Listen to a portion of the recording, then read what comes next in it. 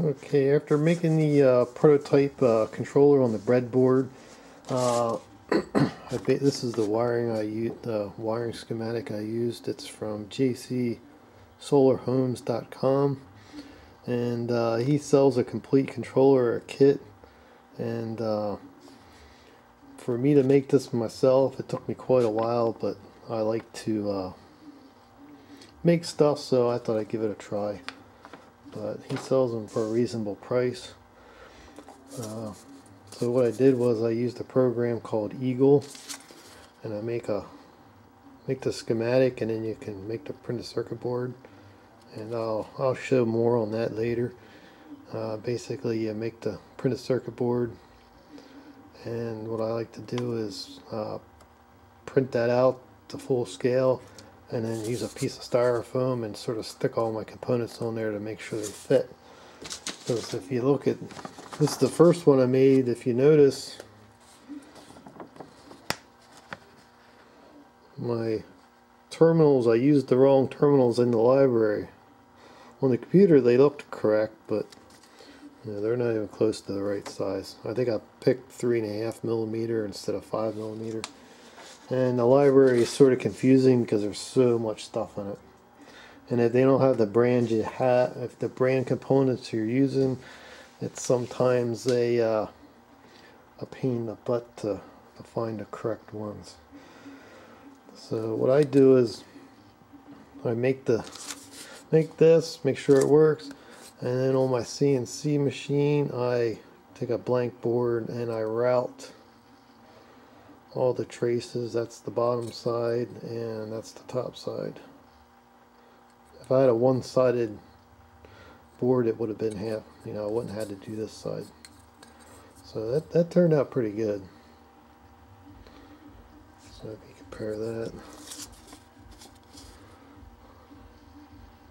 to that, actually it's mirrored. But here was my first attempt, and you can see there's a nice hole in it, and I had my tool changes all screwed up, so I used this as a trial or a test. So I'll go, the next part will be on actually using the program. Okay, this is the program Eagle. This is version 5.11.0 Lite. This is a completely free download. You can make boards up to 3x4 or 3x3, or I forget what the size is, but for the hobbyist it's a good program to use. It's fairly straightforward to use. The biggest problem I find with it is the library. A lot of times I'll order I look for a component or like a connector like this, and a certain brand name, and I just don't know what the standard number is for this. I'm not an electronics person, so there might be a standard reference number for this, but I have no idea what it is. And so that's the hardest thing I found with it. So basically what you do is you go in and you draw your schematic on this page. It's sort of like a CAD program. You just connect your wires up. Pretty much, it's pretty straightforward. There's a library over here. You can. There's so much stuff in here. It is almost so hard to figure out what you're looking for half the time. So it gives you the symbol, the electronics symbol for the wiring. That also gives you the symbol for the actual component on the board. So after you basically hit OK, and it will automatically put, it. And then you make all your wiring connections. And then what you'll do is, after you have your wiring diagram done, you go over here to switch to board, and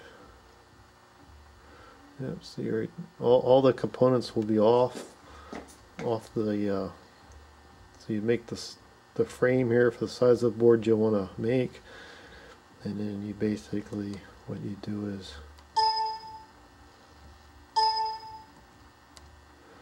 you just drag and drop it on your board, and all the wiring connections will already be made for all the different components. Oop. So what you do is, I gotta delete that.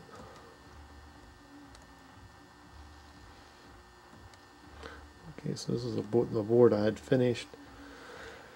So after you do all that, I like to make it, if I'm using my CNC mill, I like to make the traces a little bit larger, because the fine little delicate lines tend to get torn sometimes. So I just make them beefier. Most of these are about 70 thousandths wide. These are, yeah, they're all about 70. I think these are about a tenth. So after I do that, get that part finished, you go up here to where it says ULP. Move that over. You go over here, it says ULP run, and then under here you'll find, you have to download this. This is not part of Eagle. So what you have to do is, let me find it here first. It's called pcb-gcode. I can't remember where I found this. There's a website somewhere. There's also another YouTube video of how to download this and install it into Eagle. So you probably want to look that up if you're interested in that. So basically what you do is you tell whether you want to do the top side, the bottom side, generate the drills for the top and bottom, and the outlines, the depth of the cut. If you want to engrave text on it, you can do that. I thought about maybe taking a Sharpie pen and putting that in the spindle and just using that. I'll have to try that someday. Then you can spot drill. So after it's done milling out the traces, it'll go through and actually use the end mill, the pointed end mill, to spot drill the holes for you automatically. Then you have the isolation, how far apart you want the minimum and max, and the step size, how far over you want the cutter to step, and the size of your tool. And then there's other things. No, come on. So then there's the rapid heights here are set on this screen. So 0.1 for the rapid. This is the height if you want to go over a clamp or something. Z down, I was not sure what that was. I just put 5 thousandths in there. I think that's the depth of how far you want the traces to be cut, or maybe even the spot drilling. The drill depth for the holes, and then for this one here you go over and you want to pick the machine you have. And these other ones I never touched. Didn't touch that one. Calculator and other. So after you're done filling out all that information, you go down here to accept make my board, and it will automatically generate the G-code for you, and that's the top side. So if you look at so that's the top side.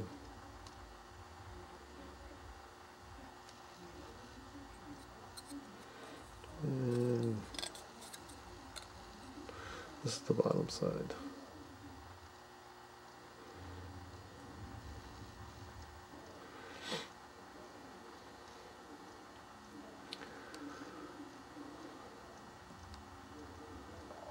So after you're done with that, the files are put over here under. Oops, not wrong one. Underneath the underneath your projects in Eagle, you'll see a little like text script here. That is actually your G code. Now, one of the problems I did run into what it is. The tool changes are very basic. There's no G43 in there, and that's how I did this. That's how I broke a cutter, and because my offsets weren't correct, so I had to edit that. So if you look over here, it only says let me see here. Yeah, it puts MO6 T01, that's it. And the other thing I noticed was with the drill cycles, if you go down here to the end, so when you gotta change drills,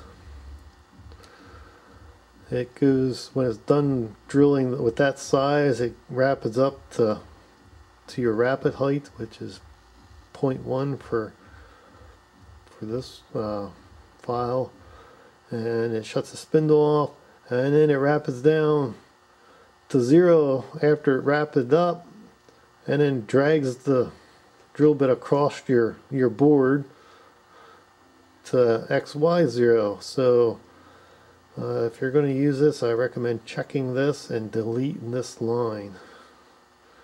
That way it stays up at 0.1 and then rapids over to X and Y, because it will drag it right across the top of your board, maybe bend your drill bit.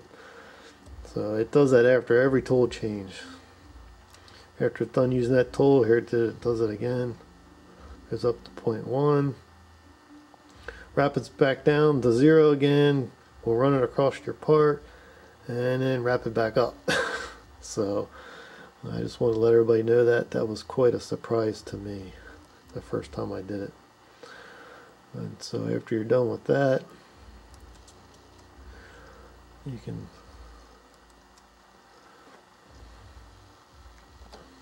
put it in the Mach 3.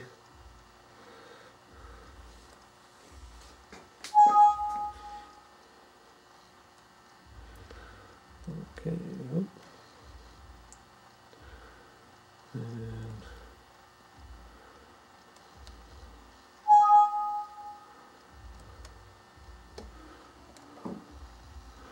So there's the, so basically it looks the same, so give that a try. I found out it works pretty good for me. Thanks for watching.